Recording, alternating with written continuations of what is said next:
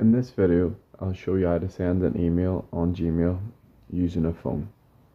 So if you open up Gmail and look in the bottom right, you should see a button that says compose, which basically means create. So that's how we're going to send an email. Press on that, and that's going to open up this page where we can send our email. There's a few things that you need to fill in.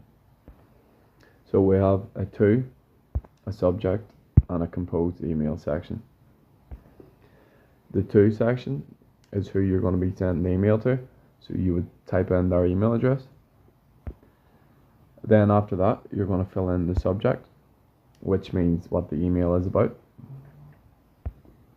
And then you have composed email, which is the main text of the email. Now we filled in the email.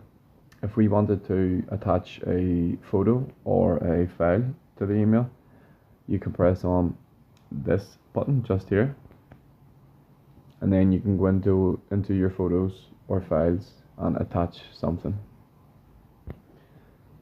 When you've done all that and you want to send the email, you want to press on the button just to the right of the attach button, which is the send one just here, and your email will be sent. So that's how to send an email on Gmail using a phone.